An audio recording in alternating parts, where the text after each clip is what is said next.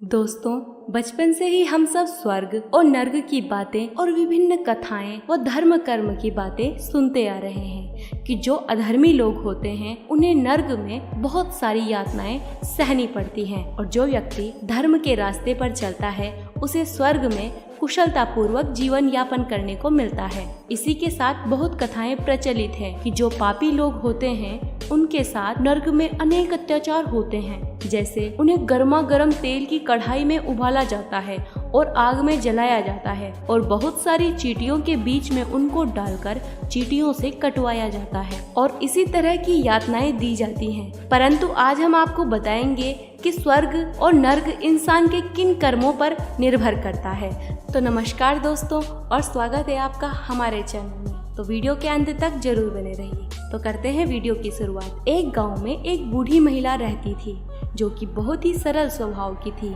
और भजन कीर्तन में लीन रहती थी। उस महिला ने अपने जीवन में कोई भी पाप नहीं किया था और जब उस महिला का अंतिम समय आया तब यमराज उस महिला के प्राण हरने उसके पास आए और यमराज ने कहा कि तुम्हारा अंतिम समय आ गया है, अब मैं तुम्हें अपने साथ लेने आया हूँ। तब महिला बोलती है कि आप मुझे कहाँ ले जाओगे, स्वर्ग में या नर्क में? यमराज बोलते हैं कि मैं ना ही तुम्हें स्वर्ग में ले जाऊंगा और ना ही नर्क में, मैं तुम्हें सीधा प्रभु के पास ले जाऊंगा।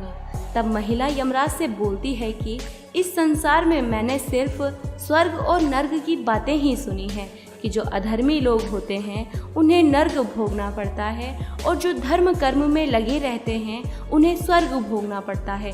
परंतु मेरे मन में यह जिज्ञासा है कि स्वर्ग में जाकर लोगों के साथ क्या होता है और नर्क में जाकर क्या होता है।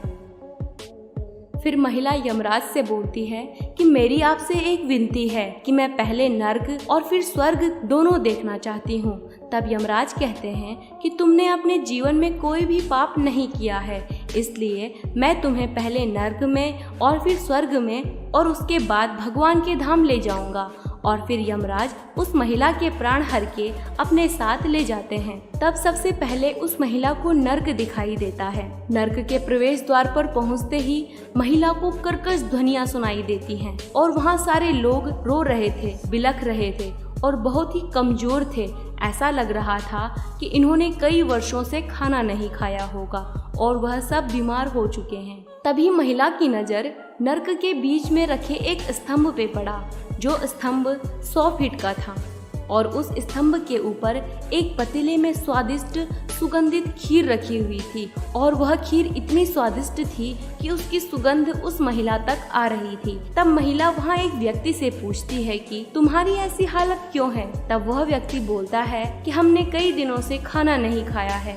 तब वह महिला बोलती है कि यहाँ इतनी स्वादिष्ट खीर है, तुम इसे क्यों नहीं खाते?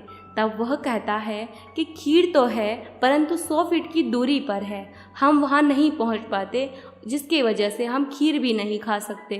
तब यमराज महिला को आगे ले जाता है और चलते चलते स्वर्ग के प्रवेश द्वार पर पहुंच जाते हैं।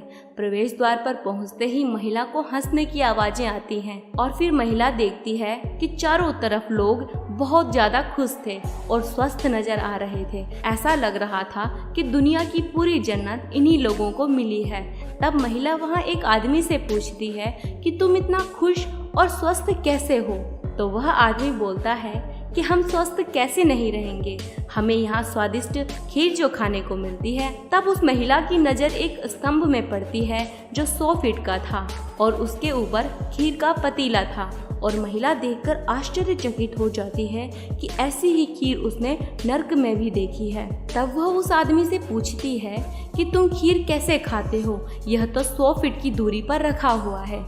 तब वह आदमी बोलता है कि 100 फीट की दूरी पर रखा हुआ है तो क्या हो गया, हम सब ने मिलकर लकड़ियां इकट्ठी करके एक सीढ़ी बनाई है और जैसे ही हमें भूख लगती है तो हम सब सीढ़ी के द्वारा बारी बारी से स्तंभ पर चढ़ जाते हैं और भर पेट खीर खाते हैं। तब महिला को एहसास हुआ कि स्वर्ग और नर्क की बातें जो उसने धरती पर मनुष्यों से सुनी थी कि अगर जो अधर्मी लोग होते हैं उन्हें तेल की कढ़ाइयों में उबाला जाता है, ऐसा कुछ नहीं होता, बल्कि भगवान के लिए उनके बच्चे सभी समान होते हैं और भगवान ने दोनों के लिए ही सुख सुविधाएं रखी हुई है।